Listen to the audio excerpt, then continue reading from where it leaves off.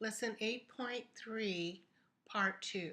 Let's take a look at a p integral over an interval from a to infinity. And I wanted to remind you of this integral that I put a triple star on in the previous lesson, and we discovered that it diverges. And we want to take a look at other integrals, and I'd like to take a look at this integral right here. So I'm going to go to the black. I want to find the integral from 2 to infinity of dx over x cubed. So I'm going to take the limit as b approaches infinity of the integral from 2 to b of x to the negative 3 power dx, which is equal to the limit as b approaches infinity of, we're going to up a power, so this is going to be x to the negative 2 divided by negative 2 evaluated from 2 to b. And check my work. I'm going to take a derivative and then subtract 1. So I should be okay here. And then this is going to be the limit as b approaches infinity of b to the negative 2 power over negative 2 minus 2 to the negative 2 power all over negative 2. And so this simplifies to limit as b approaches infinity, and this is going to be 1 over negative 2b squared plus, and then this is going to be 1 over, and then I'm going to have 2 to the third power. When I bring this down, it'll be 2 to the third power. So the answer is, this goes to 0, and this will be 1 over 2 to the third power. All right, so that converges. Now, if I went ahead and did another problem, let's say I go from, let's see, 1 to infinity, but this time I do dx all over root x. And what I'm trying to look at is the different powers. Powers greater than 1, powers equal to 1, and powers less to 1.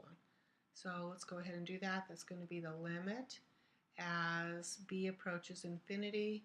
This is going to be the antiderivative here will be root x divided by 2 evaluated from 1 to b.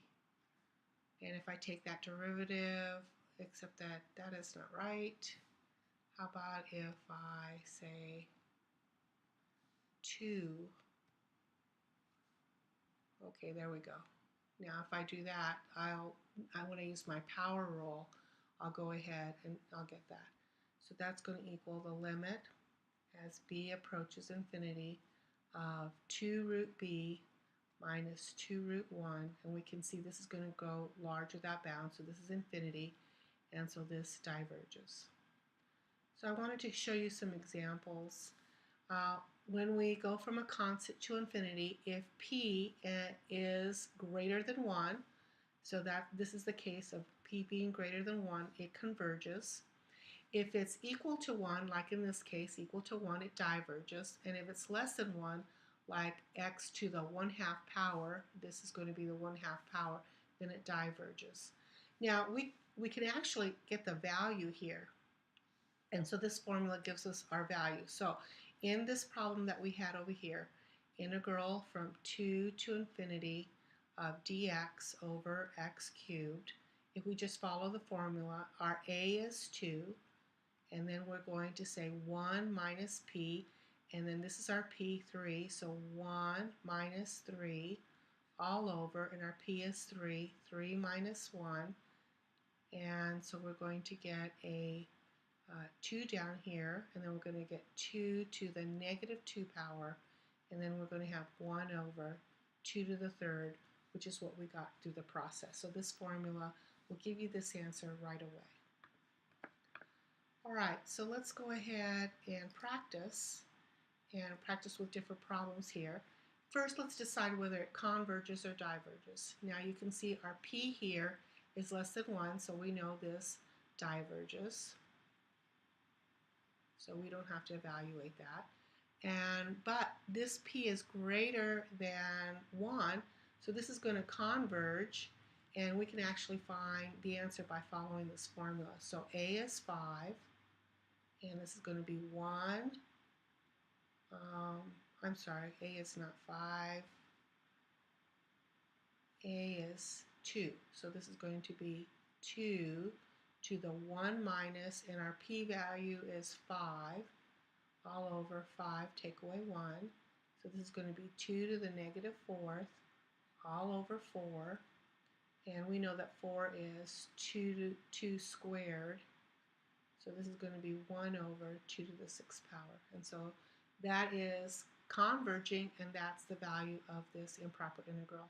Let's do this again. Again, it meets the stipulation of greater than 1. So I'm going to take my a, which is 4, and I'm going to do 1 minus 6, and then our p is 6, 6 minus 1. So this is 4 to the negative 5th power, all over 5. And so this is going to be 1 over 5 times 4 to the 5th power. That converges, and this is the value of the limit. All right, now let's take a look at looking at area between 0 and a. And I have done a value already, 0 to 2 dx over x. And this is the natural log of x as a approaches 0 from the right-hand side. At a to 2, and this is the limit as a approaches 0 from the right-hand side, natural log of 2 minus natural log of a. And as we get, remember the natural log, here's the curve. Natural log curve looks like this. As you get closer and closer to 0 from the right-hand side, you're getting close to negative infinity, which means that this diverges, which it says right here. It says it diverges when p is equal to 1, then this is going to diverge. All right, so let's check out let's check out this one right here. We're going to do the integral from 0 to 1 of 1 over root x dx, because that's what negative 1/2 power is. So we're going to change it, limit, as what we want to do, the point of discontinuity is 0 right here. So I want to replace that. So a approaches 0 from the right-hand side. And the antiderivative here is 2 root x evaluated from a to 1. So this is going to be the limit as a approaches 0 from the right-hand side. And this is going to be 2 root 1 minus 2 root a. Now a approaches 0, so this is going to go to 0, and the answer is going to be 2. So what we're saying is that this area right here is converging to the number 2. Now what would happen if we had a number bigger than 1? So let's go from 0 to 1 of dx over x squared. So this would be the limit as the point of discontinuity again is 0, so a approaches 0 from the right-hand side, and this is going to be, the antiderivative of this is negative 1 over x,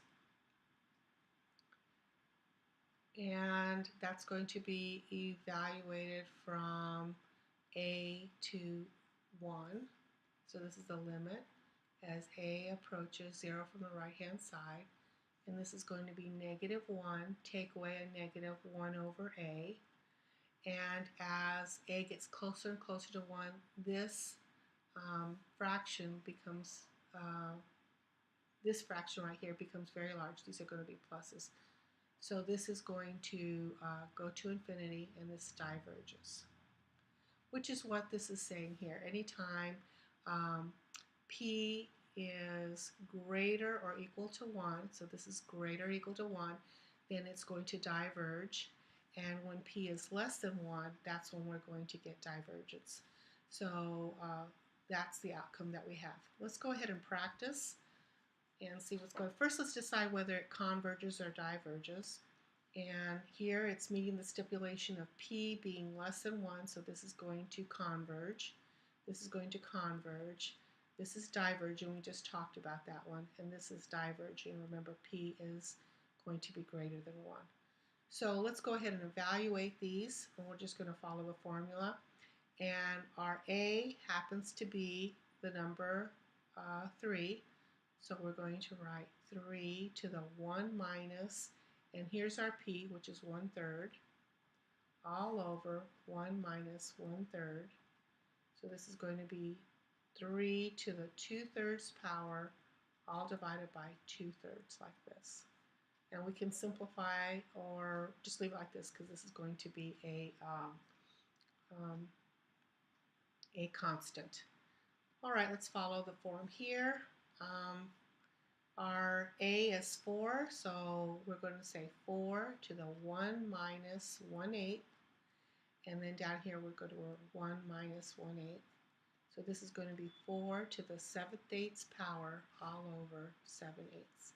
And again, we can leave it like this or we can simplify.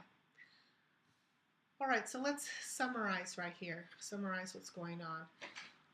When we're evaluating from a constant to an infinity, in order for it to converge, our p has to be greater than 1, right here. Our p has to be greater than 1. And that forces the curve to hug the x-axis a little bit more. If it hugs the x-axis a little bit more, then we're going to approach a limit. Now, p equaling 1, remember, is kind of the dividing mark. So p equal to 1 doesn't diverge. Anything above it will diverge. Anything below it will converge. Now, the opposite is true from 0 to 1. Again, we have this boundary, p equal to 1, but as long as p is less than 1, our exponent is less than 1, so x to the 1/2 power, x to the 1/3 power, and so on, then it hugs the y-axis a lot more, and then we get a finite amount of area here. So in conclusion, here is the summary chart. When p is greater than 1, from a to infinity it converges, but it diverges from 0 to a. When p is less than 1, it diverges from a to infinity, but converges from 0 to a. And at p equal to 1, it diverges in both cases, no matter what we're doing here.